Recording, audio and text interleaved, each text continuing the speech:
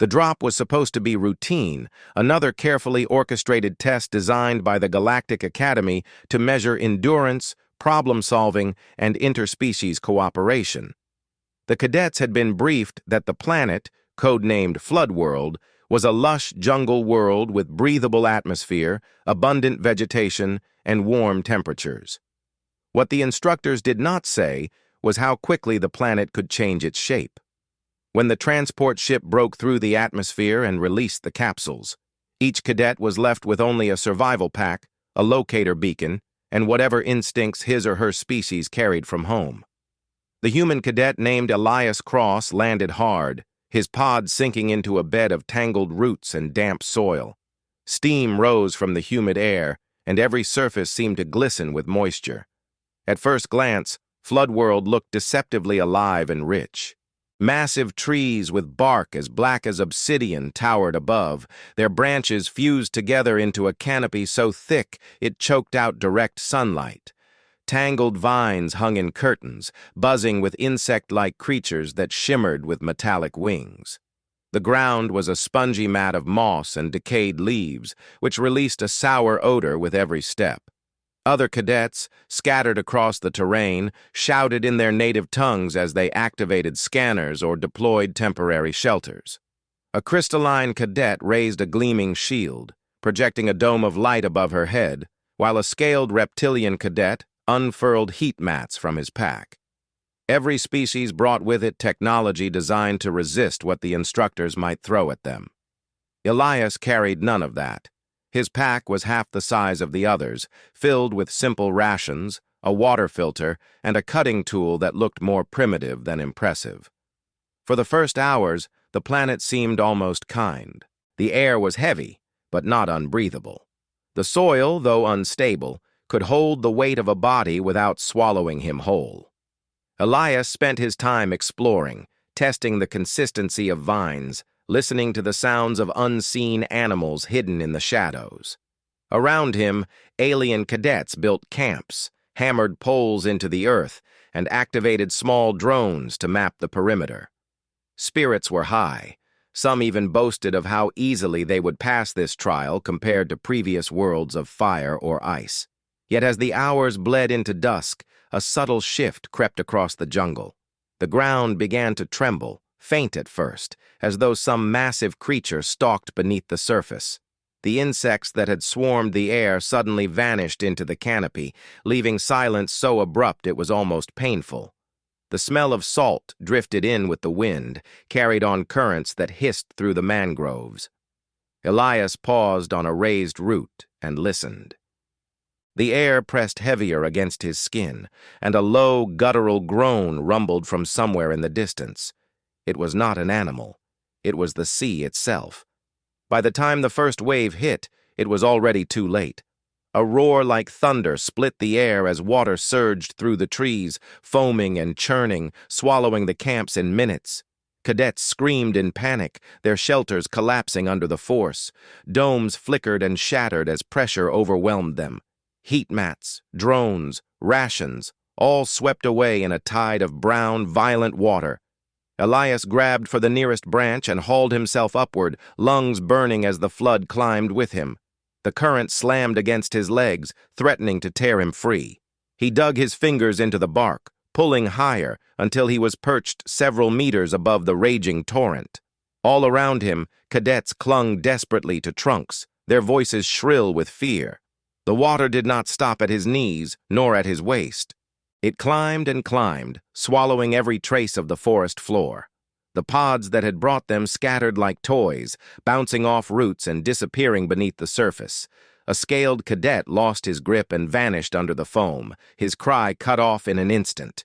A crystalline cadet tried to anchor herself with a beam of light, but the current ripped her free and dragged her screaming into the distance.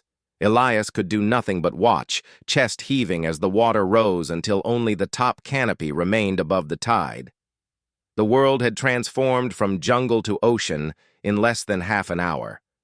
The instructors had never said the flood would come. They had spoken only of survival, of adaptation, of learning to rely on one another. Now, every cadet understood the true trial of Floodworld. Not fire or famine, but drowning. Elias pressed his back against the trunk and closed his eyes, steadying his breath as rain began to fall in thick sheets. He listened carefully, not just to the water but to the rhythm of its surge. He noticed how it pulsed, not in random chaos, but in waves that seemed to align with the pull of some invisible clock. It was not a single catastrophic flood, but a cycle, one that repeated with deadly precision. The realization chilled him more than the rain. This would happen again. Tomorrow. The day after. Every day they remained here. When dawn finally broke, the waters began to recede, leaving behind devastation. Branches snapped, roots stripped bare, carcasses of strange animals tangled in vines. The alien cadets staggered from their trees, shivering, drenched, and broken. Gear was gone, shelters destroyed, and tempers already frayed. Some screamed at the sky, others cursed the academy, while others argued over what had gone wrong. Elias climbed down slowly, his boots sinking into the muck of what had once been soil. He could feel the exhaustion pressing into his bones, but his mind remained sharp. He had seen the water rise, seen the pattern in its madness. The flood was not an accident. It was the planet's breath, a tide that would swallow and release, again and again. To survive here, one would need to move not against it, but with it. As the cadets gathered, their eyes reflected a mixture of terror and disbelief. One reptilian cadet declared loudly that no species could endure such cycles. A crystalline cadet insisted the exam was rigged, impossible to win. Others muttered of quitting, of activating their beacons for extraction even if it meant disgrace. Elias said nothing.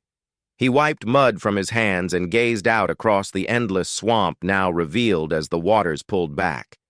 In the distance, the mangroves stood like guardians, their roots tangled but unbroken, rising from the flood like bones of the earth. Something about them spoke to him. They had endured this trial for centuries, bending but never breaking. If they could survive, so could he.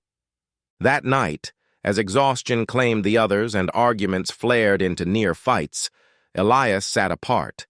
He studied the mangroves, running his fingers along their ridged roots, feeling how they interlocked, how they held fast against currents that would tear metal from stone. The idea was simple, crude, almost laughable compared to the glowing devices and force fields the aliens had lost. But it was also real. It was survival in its rawest form, as old as humanity itself. He did not need technology. He needed what the world had already given him: roots, vines, reeds, and the will to bind them into something that could float when the waters rose again. The chapter of fear had closed. The next chapter, he knew, would be one of building. But for now, Elias let the storm rage above and the jungle groan around him. The planet had revealed its nature, and he had listened. Floodworld was a world that drowned everything unprepared, but it had also whispered its secret. Only those willing to bend with the water could hope to rise above it. And he intended to rise. The jungle floor had turned into a battlefield of broken spirits once the waters receded. Mud sucked at every step, and the cadets were left scattered, their former confidence dissolved into anger and fear. The Galactic Academy had promised challenge, but no one had expected to wake to a world stripped of shelter, supplies, and order. Arguments broke out almost immediately, sharp voices carrying across the swamp as different groups accused one another of sabotage. A crystalline cadet, her faceted body glinting with streaks of dried mud, blamed the reptilian contingent for withholding supplies. A reptilian cadet hissed back that her kind had wasted energy shielding themselves instead of helping others. A tall amphibian with slick green skin tried to mediate, but quickly gave up when no one listened. It was no longer a class of scholars and explorers. It was a desperate assembly of survivors, each turning suspicion outward to keep despair at bay. Elias Cross stood at the edge of the clearing, silent, watching. His arms were streaked with scratches from the climb, his uniform soaked and stiff with dried salt. He did not shout. He did not try to command. He simply listened, eyes tracing the body language of the others. He could see which cadets trembled from exhaustion, which ones clung to fragments of gear as if those objects were talismans against reality.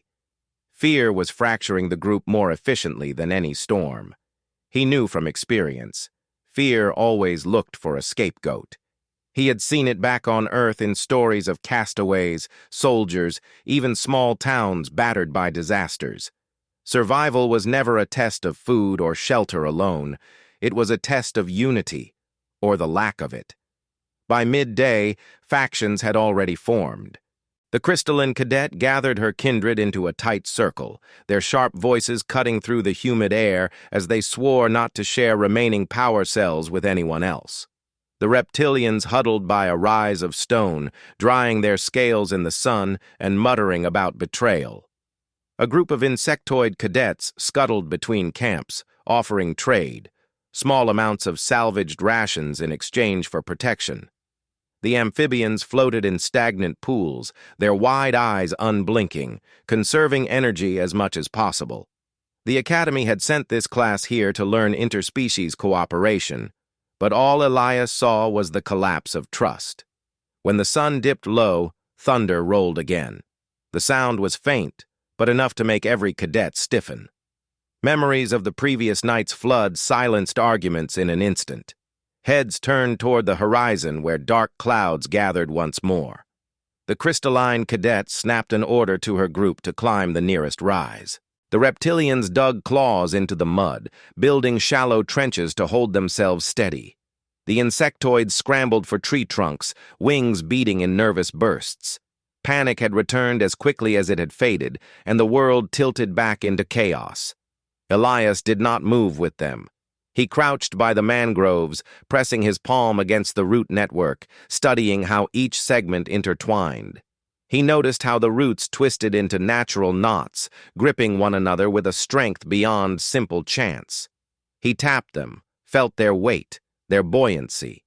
He realized that the answer to the flood was not escape into the trees or stubborn resistance against the current. The answer was to ride it. While the others clawed upward in terror, he searched the mud for vines thick enough to bind. His hands worked steadily, ignoring the shouts that rose as factions clashed over which tree to climb or which ledge to occupy. That night the water came again, roaring louder than before. The crystalline cadets group shrieked as their dome shattered, their light drowned by surging waves. The reptilian trenches filled within minutes, dragging cadets under before they could claw free. The amphibians tried to ride the tide with their swimming skills, only to be swept into whirlpools too strong to resist. The insectoids swarmed into the canopy, wings humming frantically as the flood licked higher, but exhaustion broke them, and some dropped into the foam below. The world became screams, splashes, and desperate grips on slick bark. Elias clung to the roots, testing the half-formed lattice he had started to weave. It was crude, uneven, but he felt the pull of the water against it, and it held. He did not trust it enough to commit fully yet, but it gave him certainty that the concept would work. His eyes scanned the chaos above, cadets clinging to one another, some striking out in blind rage as fear overwhelmed reason. He saw one insectoid cadet push another aside in panic, sending him tumbling into the torrent. He saw a reptilian bite into the crystalline cadet's arm as both fought for the same branch. Division was no longer verbal. It was violent. When the tide finally fell back with dawn, the swamp stank of desperation. Half the cadets were gone, either drowned or swept too far to return. The survivors stumbled into the muck, their bodies scraped, their eyes hollow. No one spoke of cooperation anymore. The crystalline cadet limped, her arm fractured where the reptilian bite had cracked through her plating. The reptilian who bit her limped too, blood seeping from his side. The insectoid who had shoved his companion away avoided everyone's gaze, but the guilt etched itself across his mandibles. The air was heavy, not just with humidity, but with the weight of betrayal. Elias did not comfort them. He did not rebuke them either. He knew the flood was not finished with them. Each day it would return, stripping more away, until nothing remained of order or dignity. The Academy wanted to see how species adapted under relentless stress. He suspected the instructors had not anticipated that adaptation might mean cannibalizing trust itself. He sat apart from the others, quietly binding vines around roots, his hands working with calm precision. He knew that the factions could continue their descent into suspicion and violence if they wished. He would not stop them. He had chosen a different path. As the sun rose, arguments sparked again. The crystalline cadet demanded that all power cells be surrendered to her group for strategic management. The reptilians hissed in refusal. The insectoid cadet who had shoved his companion away now clung to the amphibians, begging them for alliance. The amphibians, exhausted, waved him away with slow, dripping hands. Elias tuned it out. He listened instead to the whisper of water pulling through the roots, the rhythm of the coming tide. He mapped the cycle in his mind, measuring the hours by the shadows crawling across the canopy. The others were prisoners of fear, locked in disputes that would matter little once the waters returned. He was already preparing for the next flood. The division had taken hold. There would be no unity, no academy ideal of interspecies triumph. Elias saw it clearly. The cadets were now small tribes, desperate and bitter, and soon those tribes would consume one another. He had no intention of being caught in their collapse. His focus was narrow, deliberate. The roots, the vines, the rhythm of water. Panic could drown them, division could weaken them. But if he could ride the flood instead of fighting it, he would survive where none of them could. Elias rose before the sun had fully broken through the canopy, his body stiff from another night spent clinging to roots, his hands raw where bark had torn away skin. The swamp around him was quiet, eerily so, as if the flood had stolen the voices of both animals and cadets alike. The crystalline cadets group was still huddled together on a patch of high ground, arguing in whispers that occasionally flared into sharp bursts. The reptilians dozed in a half-circle, their tails twitching whenever one shifted in the muck. The insectoid cadet who had begged for alliance the previous day now sat alone, mandibles clicking softly in agitation. Elias ignored them all. His thoughts had narrowed into a singular focus. The night before, his crude lattice of roots had held against the current long enough to give him certainty. The idea was not a fantasy. It could work. He needed more time, more materials, and more discipline than the others were capable of giving themselves. As he crouched by the mangroves, his eyes traced the tangled roots as though reading a language only he could understand. The roots had been shaped by centuries of floods, hardened by water's constant violence. Where others saw chaos, he saw interlocking anchors, buoyant chambers, and natural beams waiting to be bound together. He pulled at the vines, testing their fibers, discarding those that split too easily, keeping the ones that stretched without breaking. He stripped bark into cords, twisted reeds into ropes, and dragged sections of root into a clearing. His hands bled, his muscles ached, but he worked with a calm born not from confidence, but from necessity. No instructor was coming to rescue them. The factions would keep wasting energy on blame. The flood would return with merciless precision. The raft was his only path forward. As the sun climbed higher, the other cadets noticed him. A reptilian cadet approached first, his scales gleaming wet under the humid air. He squinted at the tangled mess of roots and vines Elias had gathered and let out a sharp laugh. "Primitive," he hissed in his guttural accent, shaking his head. His companions joined in, their voices rising in mocking tones. Elias did not look up. He tied another vine, securing 2 thick roots into a crossbeam, his movements slow and deliberate. The crystalline cadet watched from a distance, her fractured arm bound tightly with a shard of her own plating. Her faceted body reflected the dim light, and though her face was unreadable, her posture radiated disdain. She whispered to the others, and soft laughter followed. To them, the human was wasting his strength, building a toy that would never withstand the next tide. The insectoid cadet, still isolated, crept closer, but did not speak. His mandibles clicked faster, his compound eyes following every movement Elias made. By midday, Elias had lashed together enough roots to form a narrow platform. It rocked when he shifted his weight, dipping dangerously close to the muck, but it floated. He stood on it, knees bent, arms outstretched for balance. The reptilian cadets jeered, one shouting that he would sink before the hour ended. Elias ignored the voices. He tested the platform's center of gravity, adjusted the bindings, and added another beam to widen the base. Slowly, stability grew. The platform no longer rocked with every movement, but settled with a steadiness that made his chest tighten with cautious satisfaction. When the evening tide approached, the mocking voices faltered. The cadets scrambled for higher ground, repeating the same panic-driven rituals as before.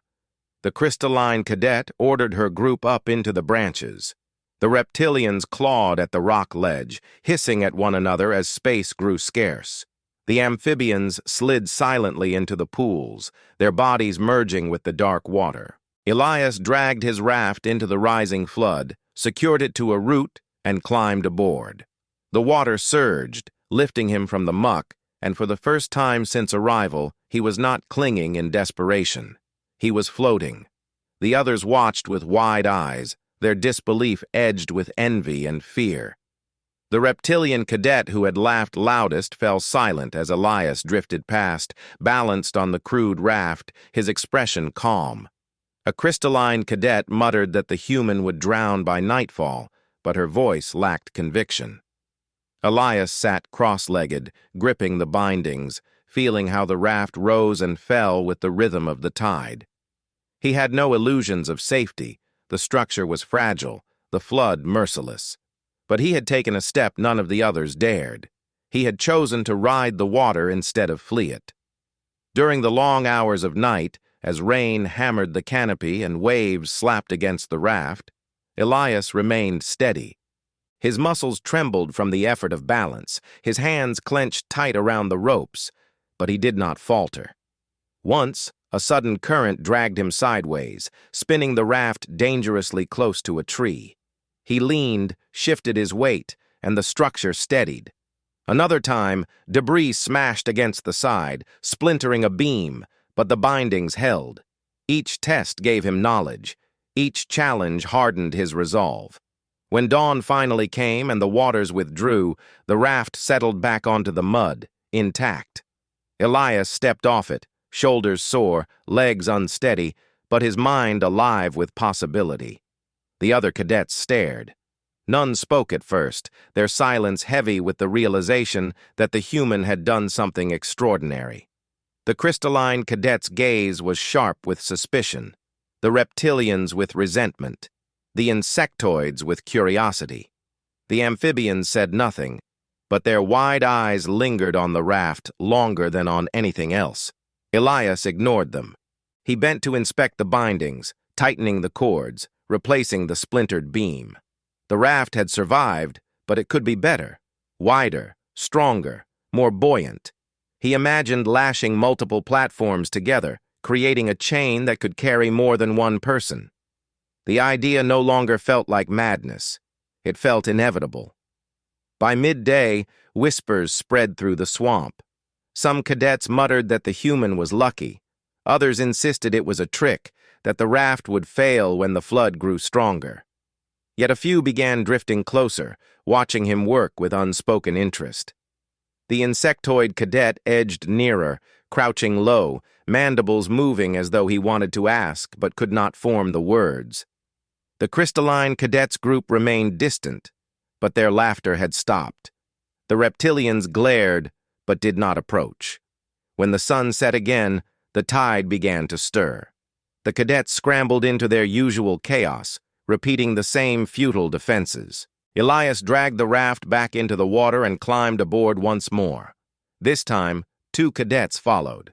The insectoid crept onto the edge, trembling with hesitation, while an amphibian slithered silently onto the opposite side. Elias said nothing. He shifted the balance, adjusted the bindings, and let the raft rise with the flood. The three of them floated together, silent in the roaring dark, while the rest of the class clung to branches and rocks, their screams echoing through the drowned jungle. For the first time, Elias was not alone. The raft had carried more than just himself. It had carried a fragile spark of hope. The morning after the second night on the raft brought a shift that rippled through the survivors like a silent wave. Elias rose stiff from the platform, his joints aching, his hands blistered, but his eyes alert. He glanced at the insectoid crouched on one side and the amphibian draped across the other. Neither had spoken during the night, yet both had stayed until the water dropped. When dawn revealed the swamp floor again, they had climbed off with uncertain movements, but neither had left the raft behind. Elias noticed how their gazes lingered, how hesitation pulled them back to the clearing where he worked. The rest of the cadets watched from their fractured groups. The crystalline cadet, her sharp frame outlined by streaks of dried mud, narrowed her eyes as though studying not just the raft, but the human himself. The reptilians hissed among themselves, speaking too low for Elias to hear, though their eyes followed his every movement with open resentment. The insectoid who had joined the raft now followed Elias like a shadow, eager but silent, his mandibles twitching whenever Elias lashed vines tighter or tested buoyancy with a push of his foot. Elias did not offer words. He did not attempt speeches or rallying cries. He simply kept working, dragging more roots from the swamp, binding them together into a wider platform and testing the balance beneath the sun. The amphibian returned before midday, silent as before, her slick body shining in the heat. She carried a bundle of reeds, dropping them beside the raft with a glance that needed no explanation. Elias took them, weaving them into cords, recognizing that action spoke louder than any attempt at alliance. As the raft grew stronger, others edged closer. Hunger had begun gnawing at every stomach. Rations had spoiled or been lost to the flood. The swamp provided little that seemed edible to species accustomed to sterile nutrient gels. Elias had already begun experimenting, setting traps in shallow water, weaving nets from vines. He caught a small, scale-finned creature, gutted it with practiced ease, and roasted the meat over a fire coaxed from damp wood. The smell drifted through the clearing, pulling attention from every direction. The reptilians snarled at the scent, but did not approach. The crystalline cadet watched with disdain, her fractured arm folded across her chest. Yet when Elias handed a strip of cooked meat to the insectoid, no one laughed. The insectoid ate quickly, mandibles clicking with gratitude. The flood came again that night, roaring and violent, yet Elias did not face it alone. 5 cadets now stood beside him when he dragged the raft back into the water. The insectoid climbed aboard first, then the amphibian, and soon 3 others, 1 crystalline cadet, reluctant but limping from an injury, and 2 smaller reptilians who could no longer hide their exhaustion. The crystalline leader shouted insults from the trees, calling the deserters traitors, but her words carried less strength against the sound of rushing water. The flood rose, and the raft lifted with it, steady under the combined weight. Elias adjusted bindings midstream, shifting balance when the current tugged too hard, his jaw set, his focus absolute. The cadets clinging to the raft were silent, their fear channeled into obedience, their survival tied to his skill. Through the night, Elias studied the movement of the water. He noticed how the currents changed direction near the larger mangrove clusters, how eddies formed in predictable cycles. He marked the timing against the position of the moons overhead, carving notes into bark with the tip of his knife. The flood was not random. It followed rules. Rules could be mapped, anticipated, even exploited. While others screamed in trees, he began to chart a path. At dawn, when the water receded, the raft touched down intact once more. The cadets stepped off, their legs trembling, their eyes wide with exhaustion, but also with something new: hope. For the first time since arrival, a handful of survivors had not spent the night in terror, but in something resembling control. Elias could feel the shift. The factions were still fractured, but the idea of the raft was spreading, creeping into whispered conversations. That day, more cadets approached, hesitant, some still clutching fragments of ruined equipment as though unwilling to abandon pride. Elias allowed those who brought materials to stay near him. One reptilian dragged a log thicker than his chest. Elias inspected it, nodded once, and showed him how to strip the bark for cord. The amphibian collected reeds for weaving. The insectoid fetched vines. Even the crystalline cadet who had boarded the raft reluctantly now worked at Elias's side, her sharp fingers surprisingly skilled at splitting fibers into fine strands. The raft became 2, then 3, each lashed together with cords, forming a floating chain that could be expanded or split depending on need. Elias tested each addition in shallow pools before committing them to the flood. He spoke little, but when he did, his instructions were clear, direct, and never wasted. The others obeyed without argument. Leadership had fallen to him not by declaration, but by necessity. By the time the next tide arrived, nearly half the remaining cadets had chosen the raft over the trees. The crystalline leader screamed from the canopy, her fractured arm held close to her chest as she cursed the deserters. But her authority slipped with every passing hour. The reptilians who had once mocked Elias now sat in silence as he balanced the weight, their eyes fixed on the horizon rather than on him. The insectoid worked tirelessly at his side, eager to anticipate his needs. The amphibian drifted close, steadying the platform when currents pulled too sharply. That night, the flood tested them harder. The current split, dragging one section of raft toward a whirlpool. Elias reacted instantly, ordering the reptilians to shift weight, pulling vines tight, driving a sharpened pole into the water as a makeshift rudder. The raft groaned, cords straining, but it held. The whirlpool spat them free, sending the platform spinning until Elias steadied it again. The cadets clung to the beams, their faces pale, but no one fell. When the dawn returned, every cadet who had ridden the raft looked at him differently. He was no longer simply the human building toys from Roots. He was the one who had carried them through death itself. Food remained scarce, but Elias pressed forward.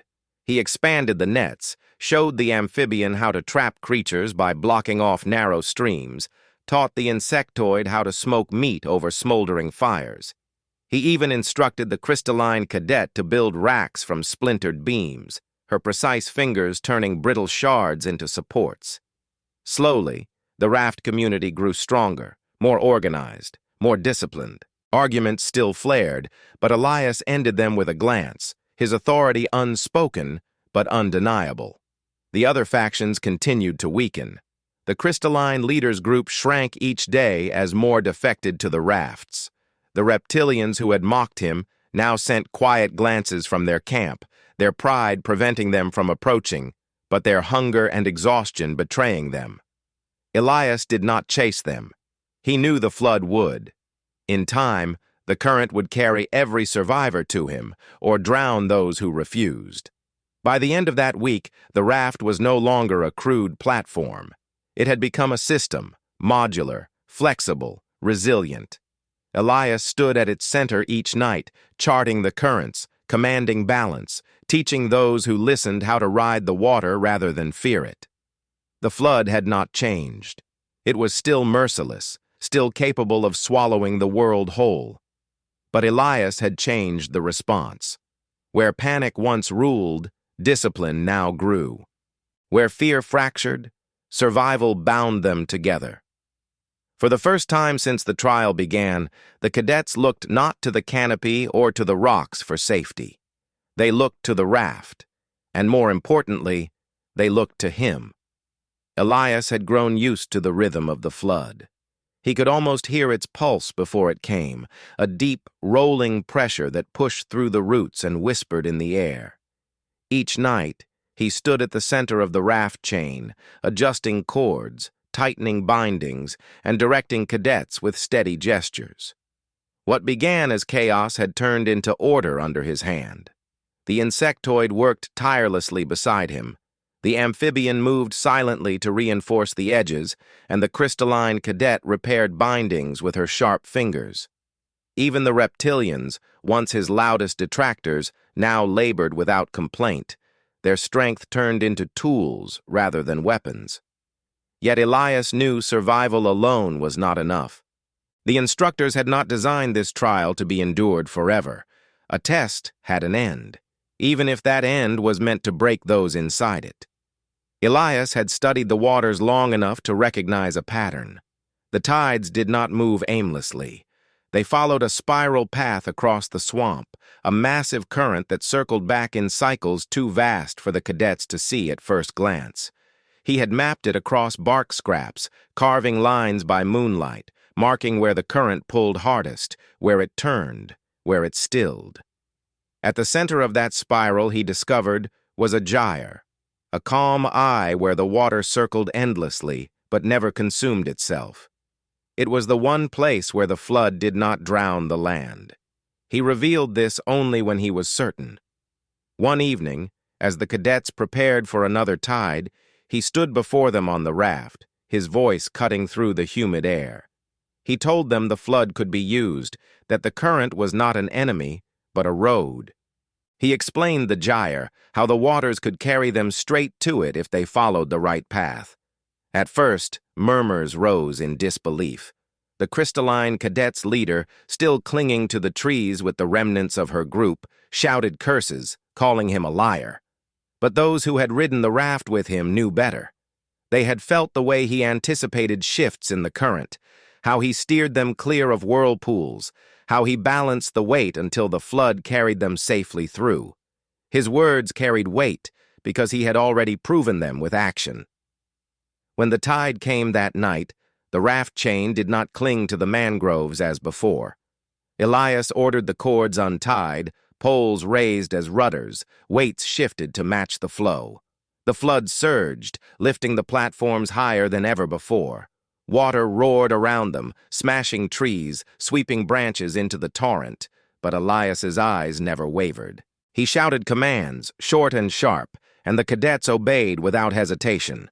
The insectoid braced the front, the amphibians steadied the back, the reptilians drove poles into the water to guide their drift. The crystalline cadet reinforced bindings when cords threatened to snap. Each role meshed with the others, no longer a chaos of divided tribes, but a single unit bound by necessity and by the authority of the human who had shown them survival was possible. The night stretched into a blur of foam and thunder. Twice, whirlpools pulled at them, but Elias had charted their positions, and each time he steered them clear. Once, a log crashed into the side, splintering beams, but the reptilians pushed it off before it could tear through. The flood tested them with every surge, yet the raft chain held. When dawn broke, they found themselves not scattered but gathered, drifting into waters calmer than any before. The gyre had accepted them. At its center, the water spun in slow circles, creating a basin of stillness unlike anything in the swamp. Sunlight struck the surface, turning it into a mirror that shimmered in hues of silver and green. The cadets stared in awe, exhaustion melting into relief as they realized what this meant. For the first time, they were not at war with the flood. They were carried by it. Elias stood at the center, his body swaying with fatigue but his gaze sharp. He knew the trial was nearly over. Hours passed in quiet calm. Some cadets wept openly, their pride stripped away but their spirits no longer broken. Others sat in silence, staring at the water with hollow eyes, letting the truth sink in. The insectoid crouched beside Elias, mandibles clicking softly in what could only be gratitude. The amphibian rested on the edge, her chest rising and falling in steady rhythm. The crystalline cadet, once reluctant, now knelt repairing ropes without complaint. Even the reptilians, who had once mocked him, bowed their heads as if acknowledging that without him, none of them would have reached this place. The Academy's extraction ships arrived not long after. The gyre had always been the finish line, hidden in plain sight, waiting for those who could read the world instead of fighting it. When the ships descended, their engines scattering mist across the water, the cadets looked up not with anger, but with something closer to reverence. Elias did not cheer. He did not raise his arms in triumph. He simply exhaled, his chest loosening for the first time since he had landed on this world. The instructors would no doubt analyze every detail.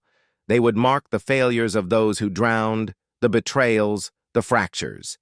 But they would also mark the success, the raft chain, the survival of those who had trusted the flood rather than fled from it, the leadership of the human who had turned roots and vines into salvation. When the crystalline leader was dragged from her perch, her body trembling with exhaustion and bitterness, her curses held no power anymore. The others ignored her, their eyes fixed instead on Elias. As the ship's bay doors closed and the cadets were lifted from Floodworld, Elias sat quietly in the corner, his hands still aching from rope burns, his nails blackened from mud and salt. He did not bask in the praise whispered among the survivors. He did not smile when an instructor noted his name. He simply closed his eyes and let the hum of the engines wash over him. He had not built the rafts for glory or recognition. He had built them because survival demanded it. The trial ended not with triumphal shouts, but with weary silence, the silence of those who had seen death too closely and chosen life anyway. Elias had shown them that survival was not about defying the flood, but about understanding it, bending with it, and rising above it. He had taught crystalline, reptilian, insectoid, and amphibian cadets something none of their academies had prepared them for, that the galaxy's most primitive tools could become the sharpest weapons when wielded with resolve. When the transport finally broke atmosphere and the drowned jungle shrank to a smear of green and silver below, Elias opened his eyes once more.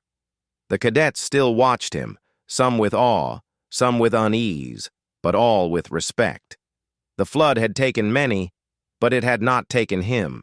More than that, it had not taken those who trusted him. The trial had ended, the lesson complete. And the conclusion was clear to every witness.